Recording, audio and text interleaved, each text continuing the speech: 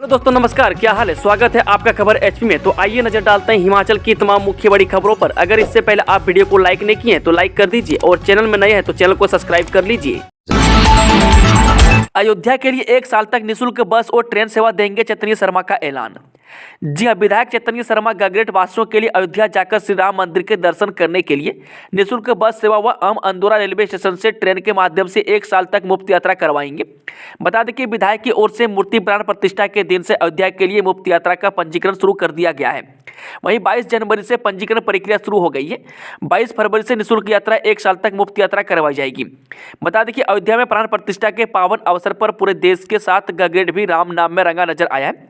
वहीं हर गांव के मुख्य मंदिर में शोभा यात्रा, हवन और भंडारे नजर आए।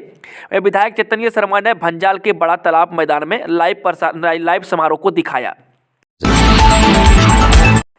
रामलला के आने की खुशी में जगमगा उठा हिमाचल, चारों ओर लगे जय श्री राम के नारे, मनाई गई दीपावली।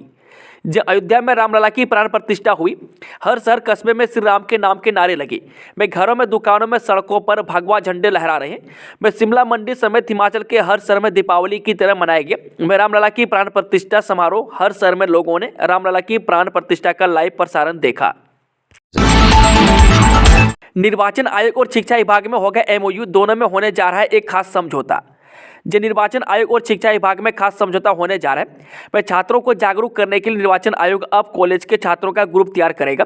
यह ग्रुप शिक्षा विभाग के माध्यम से तैयार होंगे। में खास बात यह है कि 18 वर्ष की आयु पूरी करते ही छात्रों को उनके मताधिकार के प्रति जागरूक करने का अभियान शुरू किया जाएगा। बता दें कि इस अभियान में शिक्षा विभाग मताधिकार के प्रति जागरूक करने के साथ ही ईवीएम के इस्तेमाल की भी जानकारी मुहैया करवाएगा और इसमें निर्वाचन आयोग की टीम विभागीय अधिकारियों का साथ देगी। यह बात मुख्य निर्वाचन अधिकारी मनीष गर्ग ने कही है। उन्होंने बताया कि आगामी दिनों में स्कूलों और कॉलेजों में पोस्टर मेकिंग, गायन और वीडियोग्राफी प्रतियोगिता और पोल डे मॉनिटरिंग सिस्टम 2.0 की शुरुआत होगी। वहीं मुख्य निर्वाचन अधिकारी मनीष गर्ग ने राष्ट्रीय मतदाता दिवस की तैयारियों का जायजा लेने के बाद अधिकारियों को आवश्यक दिशा निर्देश दिए। 3 साल में फोरलेन पर 60 की स्पीड से दौड़ेगा हिमाचल। इन फोरलेन के ज्यादातर हिस्से हो चुके हैं क्लियर। जो हिमाचल में नेशनल हाईवे के ज्यादातर पैच अब फॉरेस्ट क्लियरेंस के पैच से बाहर आ गए। में जिन एनएच को अब तक मंजूरी मिली है, एनएचएआई ने उन्हें आगामी 2.5 से 3 साल में पूरा करने का लक्ष्य तय किया है। बता दें कि एनएचएआई ने हिमाचल में फोरलेन पर अधिकतम गति सीमा 60 किलोमीटर प्रति घंटा निर्धारित की है। में खास बात यह है कि गति सीमा की जांच करने के लिए एनएचएआई ने सबसे पहले तैयार किरतपुर से नेरचौक फोरलेन में जगह जगह कैमरे लगा दिए हैं। इन कैमरों की मदद से तय गति सीमा से ज़्यादा स्पीड में वाहन चलाने पर चालान कट सकता है। बता दें कि एनएचएआई ने सबसे पहले शिमला से कालका नेशनल हाईवे पर बहुविशेषज्ञ अस्पताल को फोरलेन से जोड़ने की तैयारी की है। में अस्पताल को फोरलेन से जोड़ने के लिए जून महीने तक का लक्ष्य तय किया है। वह प्रदेश में शिमला से कालका में 4 चरणों में फोरलेन का निर्माण जारी है। वह इनमें से परवाणु से सोलन तक करीब 40 किलोमीटर के पहले चरण का काम लगभग पूरा हो चुका है। वह दूसरे चरण में सोलन से कैंथली घाट के हिस्से का निर्माण जारी है। नगरोटा सुरिया में चंद्र कुमार गो बैक, सरकार गांव के द्वार में विवाद, नाराज युवाओं ने क्यों खोया आपा, जाने पूरी मामला। जब विधानसभा जवाली के नगरोटा सुरिया में आयोजित सरकार गांव के द्वार कार्यक्रम में कृषि मंत्री चंद्र कुमार के सामने खूब विवाद हुआ। में जेओआईटी अभ्यर्थियों ने प्रदेश सरकार व कृषि मंत्री चंद्र कुमार के खिलाफ नारे लगाए। इस दौरान चंद्र कुमार गो बैक तथा चंद्र कुमार मुर्दाबाद के नारे लगाए। हुआ यूं कि नगरोटा सुरिया में आयोजित सरकार गांव के द्वार कार्यक्रम में जेओआईटी के परीक्षार्थी 4 साल से लटके रिजल्ट को निकालने की समस्या को लेकर मंत्री से मिलने गए तो उनकी बात को सुना तक नहीं गया।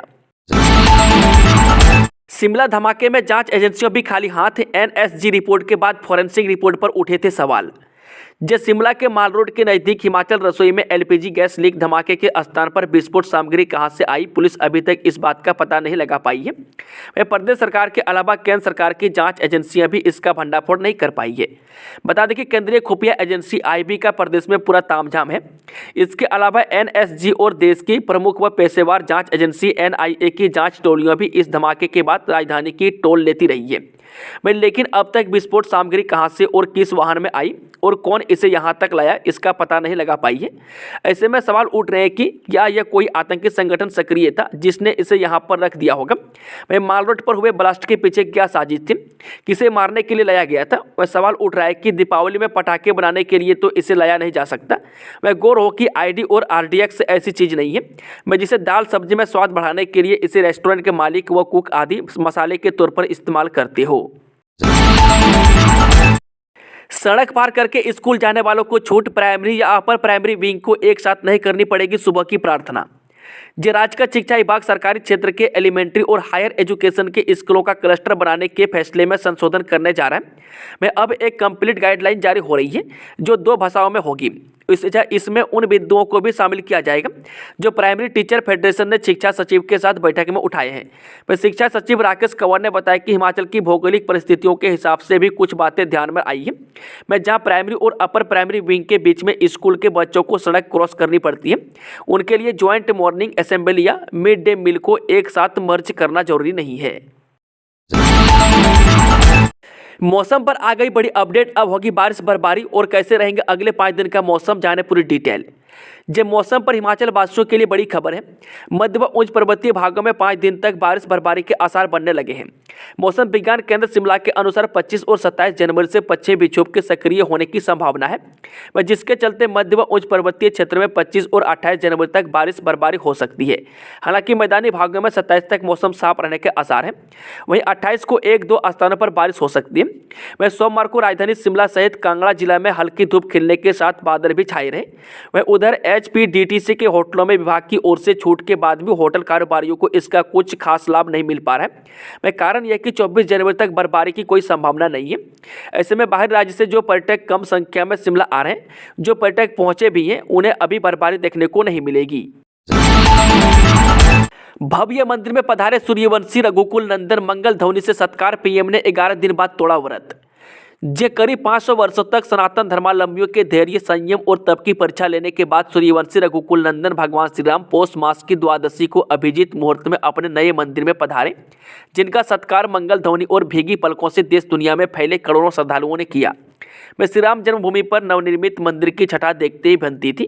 जो दोनों हाथों में चांदी का छत्र लिए प्रधानमंत्री नरेंद्र मोदी ने मंदिर के गर्भगृह में प्रवेश किया और वैदिक आचार्य सुनील शास्त्री की अगुवाई में 121 प्रकांड विद्वानों ने उनसे संजीवनी योग में मंत्रोच्चारण के बीच श्याम वर्ण रामलला की किशोरा अवस्था प्रतिमा के प्राण प्रतिष्ठा कार्यक्रम को पूर्ण कराया।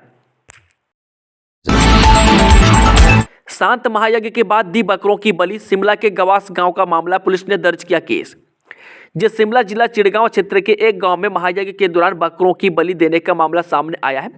बताया जा रहा है कि 2 सप्ताह पहले गवास में शांत महायज्ञ के दौरान कुछ लोगों ने बकरों की बलि दे दी। मामले की सूचना क्षेत्र के लोगों ने पुलिस को दी, जिसके बाद पुलिस ने मौके पर पहुंचकर मामले की जांच शुरू कर दी है। पुलिस आरोपियों की तलाश में जुट गई है। पुलिस पता लगा रही है कि बकरों की बलि देने के मामले में कौन कौन लोग शामिल हैं। जानकारी के अनुसार पुलिस थाना चिड़गांव में गंगाराम पुत्र बिंदाराम निवासी गांव गवास ने पुलिस को दी शिकायत में बताया कि 8 जनवरी 2024 को शांत महायज्ञ के दौरान गवास में बकरों की बलि दी गई थी। उधर ASP सुनील नेगी का कहना है कि पुलिस ने शिकायतकर्ता की शिकायत के आधार पर बकरों की बलि देने के मामले में 429, 188 IPC एवं धारा 11 पशुओं के प्रति क्रूरता निवारण अधिनियम के तहत केस दर्ज कर आगामी कार्रवाई शुरू कर दी है। वहीं ASP ने कहा कि पुलिस आरोपियों का पता लगा रही है। वेतन को तरसे कोरोना वॉरियर, 6 माह बाद भी नहीं मिली 3 महीने की पगार, नहीं बनी अस्थायी नीति। कोरोना महामारी के फैलने के दौरान जब इंसान दूसरे इंसान को छूने से भी डर रहा था, तब कोविड अस्पतालों में अपनी जान खतरे में डालकर पीड़ितों का उपचार करने में जुटे रहे कोरोना वॉरियर्स को वर्तमान में अपनी मेहनत की कमाई को पाने के लिए भी तरस चुके हैं। कोविड-19 के स्टाफ को 3 माह का भी अभी तक 9 तो वेतन मिला है और 9 ही सरकार की ओर से उनके लिए कोई पॉलिसी बनाई गई है। बीते वर्ष के जुलाई, अगस्त और सितंबर माह तक का वेतन नहीं मिला है। इससे इन कर्मचारियों को भारी परेशानियों का सामना करना पड़ रहा है। अब तो कर्जदार व मकान मालिक भी उन्हें परेशान करने लगे हैं। बता दें कि घर में आर्थिक तंगी के कारण उनके बच्चों की शिक्षा प्रभावित हो रही है। वहीं CMO डॉक्टर संजीव वर्मा ने कहा कि कोविड-19 के स्टाफ कर्मचारियों का पेंडिंग वेतन जल्द ही उन्हें मिल जाएगा। इस संबंध में उन्हें उच्च अधिकारियों से बात की है। इसके अलावा कोविड-19 स्टाफ के कर्मचारियों की नई पॉलिसी प्रदेश सरकार बनाएगी और कब व कैसे बनाएगी, यह मंत्रिमंडल तय करेगा। वहीं प्रदेश के कोविड-19 अस्पतालों में वर्तमान में 1840 से अधिक कर्मचारी अपनी सेवाएं दे रहे हैं, लेकिन 6 माह बीत जाने के बाद भी उनका 3 माह का वेतन नहीं मिला है। स्टाफ के लिए नई पॉलिसी न बनाने से कर्मचारी चिंता में है। एक ही श्रेणी पर वेतन विसंगतियां ज्यादा, उच्च वेतनमान से वंचित कर्मचारियों ने RS बाली को सुनाया दुखड़ा। जो उच्च वेतनमान से वंचित कर्मचारी सोमवार को हिमाचल प्रदेश पर्यटन उपाध्यक्ष RS बाली से अपनी मांगों को लेकर मिले। कर्मचारियों ने कहा कि सरकार द्वारा 3 जनवरी 2022 को छठे वेतन आयोग को लागू किया गया था, परंतु इसमें वर्ष 2012 में दिए गए वित्तीय लाभ को समाप्त किया गया। बाद में राइडर में फंसे कर्मचारियों के विरोध के बाद सरकार द्वारा 6 सितंबर 2022 को प्रदेश सिविल सेवाएं संशोधित वेतन प्रथम संशोधन नियम 2022 लागू किया गया, जिसमें 3 जनवरी 2022 तक नियमित सभी कर्मचारियों को उच्च वेतनमान का लाभ दिया गया। बता दें कि पहली समस्या यह उत्पन्न हुई कि 3 जनवरी 2022 के बाद नियमित कर्मचारियों को उच्च वेतनमान कब मिलेगा। मैं दूसरा, सरकार द्वारा 28 दिसंबर 2021 की अधिसूचना के तहत जो अनुबंध कर्मचारी जिनके 2 साल 30 सितंबर 2021 को पूरे हो गए हैं उन्हें नियमित किया गया, लेकिन इसमें कुछ विभाग ने नियमितीकरण के आदेश 3 जनवरी 2022 तक या इससे पहले कर दिए। मैं जिसमें क्लर्क सचिवालय, पटवारी, राजस्व विभाग, शिमला आदि आए। मैं कुछ विभाग ने नियमितीकरण के आदेश किए। एक ही अधिसूचना से नियमित कर्मचारी में कुछ नियमित होने के कारण उच्च वेतनमान की श्रेणी में आ गए। मैं जिनके नियमितीकरण के बाद में हुए वे इसमें नहीं आ रहे। इससे एक ही श्रेणी के कर्मचारियों के वेतन में लगभग 13,500 की वेतन विसंगति उत्पन्न हो गई है। हिमाचल में दिवाली जैसा माहौल, प्रदेश भर में लोगों ने जलाए लाखों दिए, जगमग हुए शहर। जे राम सबके हैं, इसी संदेश के साथ देवभूमि हिमाचल प्रदेश में आमजन ही नहीं बल्कि राजनेता भी मंदिर में जाकर भगवान राम के विग्रह के समक्ष नतमस्तक हुए। वे घर घर दिए जलाए गए। वे विश्व हिंदू परिषद, अन्य धार्मिक, सामाजिक एवं सांस्कृतिक संस्थाओं ने जगह जगह पर धार्मिक आयोजन किए। मैं शाम को पूरा प्रदेश दीपावली पर्व की तरह जगमग हो गया। मैं शाम को मंदिरों में दीपोत्सव हुआ। मैं चंबा के 84 परिसर भरमौर में युवाओं ने दीपों से श्री राम लिखा। मैं छोटी काशी मंडी के राजदेवता माधव राय के आंगन में सर्वाश्री ने 15,008 दीपक जलाए। इस दौरान देवता का पूरा मंदिर दियों की रोशनी से जगमग हो गया। मैं शहर के अधिकतर लोगों और महिलाओं ने दीपक जलाकर प्राण प्रतिष्ठा कार्यक्रम को दीपावली की तरह मनाया। बता दें कि हर जिला मुख्यालय में 5100 से 11,000 दिए जलाए गए। मैं शिमला में मंदिर में 5100 मिट्टी के दिए जलाए गए। वहीं रिज मैदान पर शाम 7 बजे आतिशबाजी हुई। महिला अंडर 23 क्रिकेट टूर्नामेंट में मंडी की शिवानी बनी हिमाचल की टीम की कप्तान। हिमाचल प्रदेश क्रिकेट एसोसिएशन ने 26 जनवरी से होने वाले BCCI के महिला अंडर 23 टूर्नामेंट के लिए हिमाचल की टीम की घोषणा कर दी है। हिमाचल की 16 सदस्यीय महिला टीम की कमान मंडी की शिवानी सिंह को सौंपी गई है। बता दें कि मंडी की ही सोनल ठाकुर को उप कप्तान बनाया गया। हिमाचल की महिला टीम लखनऊ में विभिन्न राज्यों की टीम के साथ 26 जनवरी से 7 फरवरी तक एक दिवसीय मैच खेलेगी। नाहन के चौगान मैदान में होगा सिरमौर क्रिकेट कप। 64 टीमें लेंगी हिस्सा। विजेता को मिलेंगे 2 लाख। जी हाँ, डायनामिक युवा मंडल व Sirmaur youth and sports club की ओर से प्रेस क्लब भवन नाहन में सिरमौर क्रिकेट कप टूर्नामेंट 2024 को लेकर पत्रकार वार्ता का आयोजन किया गया। इस दौरान डायनामिक युवा मंडल के अध्यक्ष OP ठाकुर ने कहा कि आज युवा मंडल की ओर से अयोध्या में भगवान श्री राम मंदिर की प्राण प्रतिष्ठा के शुभ उपलक्ष्य पर खेल खेलो नशा छोड़ो, खेलेगा युवा तो नशे से दूर रहेगा युवा थीम के अंतर्गत सिरमौर क्रिकेट कप टूर्नामेंट 2024 का ऐलान किया गया है। रामपुर में 181 वर्ष बाद हनुमान घाट मंदिर से निकली भगवान श्री राम की शोभा यात्रा। जय विश्व हिंदू परिषद के सहयोग से रामपुर स्थित प्राचीन हनुमान घाट मंदिर में 181 वर्ष बाद भगवान श्री राम मूर्ति की शोभा यात्रा निकाली गई। वे वर्ष 1843 में राजा महेंद्र सिंह साहिब बहादुर सिंह के शासनकाल में बने इस मंदिर की मूर्ति को अयोध्या से लाकर स्थापित किया गया था। इस मंदिर में हनुमान के साथ भगवान श्री राम विराजमान हैं। हनुमान घाट से निकली इस शोभा यात्रा को रामपुर बाजार से निकाला गया। वहीं जिसमें कांग्रेस विधायक नंदलाल एवं भाजपा कार्यकर्ता शामिल हुए। इस दौरान श्री सत्यनारायण मंदिर में रामलला का स्वागत करने के साथ विशेष भजन कीर्तन का आयोजन किया गया। विश्व हिंदू परिषद के नगर अध्यक्ष विष्णु शर्मा के अनुसार भगवान श्री राम की यह शोभा यात्रा 181 वर्ष बाद निकाली गई, जिसमें सैकड़ों श्रद्धालुओं ने भाग लिया है। मंदिरों के पुजारी रविंद्र भारद्वाज के अनुसार प्राचीन हनुमान घाट स्थित मंदिर में स्थापित मूर्ति को अयोध्या से लाया गया था। उन्हें कहा है कि इन एकलौता मंदिर है जहां पर हनुमान के साथ भगवान श्री राम विराजमान है। अभिनेता नाना पाटेकर, राजपाल यादव और निर्देशक अनिल शर्मा ने की मुख्यमंत्री से मुलाकात। जी हां, अभिनेता नाना पाटेकर के अलावा राजपाल यादव और निर्देशक अनिल शर्मा ने सोमवार को मुख्यमंत्री सुखविंदर सिंह सुक्खू से मुलाकात की। यह एक शिष्टाचार भेंट थी।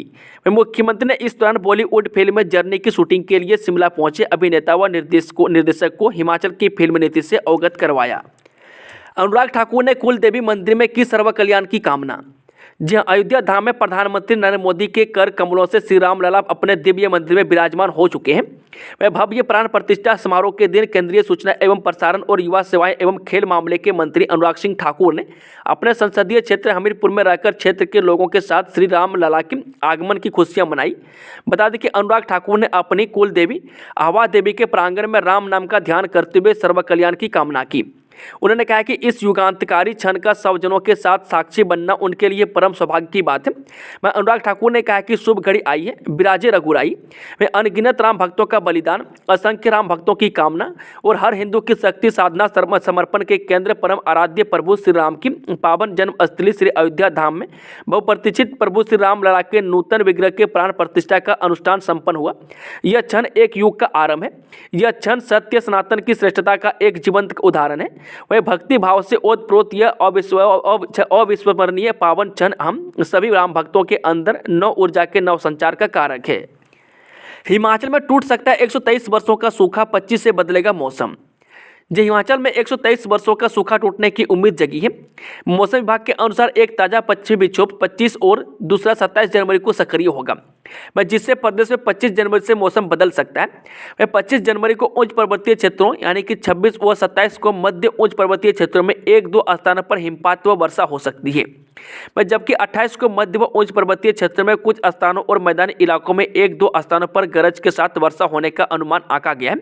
इससे पहले वर्ष 1901 में हिमाचल में सबसे कम वर्षा हुई थी और वर्ष 2024 में यह रिकॉर्ड टूटा है और वो सबसे कम 99.7% वर्षा हुई है। राज्य में बारिश व बर्फबारी न होने के कारण शुष्क ठंड से लोग परेशान हो चुके हैं, जबकि मैदानी व उच्च पर्वतीय इलाकों में शीतलहर चल रही है। वह कोहरे के कारण ऊना व कांगड़ा में शीतलहर चली है। वह मौसम विभाग के अनुसार आगामी 2 दिनों में ऊना, कांगड़ा, बिलासपुर, सोलन और सिरमौर के अलग अलग हिस्सों में घना कोहरा छाएगा। 1124 किलोमीटर का होगा शिमला से अयोध्या का सफर। जहां अयोध्या में श्री राम लला की प्राण प्रतिष्ठा के साथ ही हिमाचल से अयोध्या के लिए HRTC बस सेवा शुरू करने का सर्वेक्षण भी पूरा हो गया है। राजधानी शिमला से श्री राम जन्मभूमि अयोध्या का सफर करीब 1125 किलोमीटर का होगा। शिमला से दिल्ली का सफर जहां 392 किलोमीटर का है, वहीं दिल्ली से अयोध्या तक का सफर 732 किलोमीटर का होगा। हिमाचल की विभिन्न जगहों से अयोध्या के लिए बस सेवा को लेकर HRTC प्रबंधन ने परमिट के लिए आवेदन कर दिया है। वहीं उत्तर प्रदेश सरकार से भी बस सेवा शुरू करने की अनुमति मांगी है। उत्तर प्रदेश सरकार की अनुमति मिलने के बाद ये विभिन्न जिलों से अयोध्या के लिए निगम 6 रूटों पर बस सेवा शुरू होगी, जिससे हिमाचल के लोग भी अयोध्या जाकर भगवान श्री राम के दर्शन कर सकेंगे। निगम प्रबंधन की ओर से एक टीम सर्वेक्षण के लिए अयोध्या भेजी गई थी। यह टीम सर्वेक्षण पूरा कर शिमला वापस पहुंच गई है। निगम अधिकारियों का कहना है कि प्रबंधन ने अयोध्या के लिए परमिट को लेकर आवेदन कर दिया है। बस सेवा शुरू करने को लेकर सरकार को भी पत्र लिखा है। MD या MS यानी कि आयुर्वेद की वार्षिक परीक्षाओं की डेट शीट जारी। हिमाचल प्रदेश विश्वविद्यालय ने MD या MS यानी कि आयुर्वेद बैच 2020 की वार्षिक परीक्षाओं की डेट शीट जारी कर दी है। डेट शीट के अनुसार परीक्षा 1 से 7 फरवरी तक चलेंगी। विस्तृत डेट शीट विश्वविद्यालय की वेबसाइट पर उपलब्ध करवा दी है। परीक्षाओं के लिए राजीव गांधी राजकीय post graduate Ayurvedic college Paprola में परीक्षा केंद्र बनाया गया है। गरीब बेसहारा बच्चों के हॉस्टल तक पहुंची रामलला के प्राण प्रतिष्ठा की खुशियां। अयोध्या में प्रभु श्री राम के नवनिर्मित भव्य मंदिर के प्राण प्रतिष्ठा समारोह का उल्लास सोमवार को मंडी में बड़ी गुमानू स्थित स्वामी विवेकानंद छात्रावास में भी देखने को मिला। स्वच्छ संस्था से जुड़े युवा कार्यकर्ताओं ने हॉस्टल के 26 बच्चों को न केवल अयोध्या में प्राण प्रतिष्ठा समारोह का सीधा प्रसारण दिखाया, बल्कि भजन पूजन और हवन भी किया। रामपुर में 3 मंजिला मकान में लगी भीषण आग, 3 लाख के नुकसान का अनुमान। रामपुर बुशहर के ननखड़ी की बगलती पंचायत के नौली गांव में सोमवार को आग लगने से 3 मंजिले मकान में रखा लाखों का सामान जलकर राख हो गया। सुबह करीब 11 बजे जैसे ही मकान में आग लगी, आस पड़ोस के लोग आग बुझाने में जुट गए, लेकिन पलक झपकते ही आग ने विकराल रूप ले लिया और घर का सारा सामान जलकर राख हो गया। मकान 2 भाइयों विनोद मेहता और प्रवीण मेहता पुत्र रूप सिंह का है। आग से मकान में रखे सामान को कितना नुकसान हुआ है, इसका आकलन किया जा रहा है। यह भी पता लगाया जा रहा है कि आग कैसे लगी। तहसीलदार ननखड़ी गुरमीत सिंह नेगी ने बताया कि आग से 3 मंजिला मकान जलकर राख हुआ है।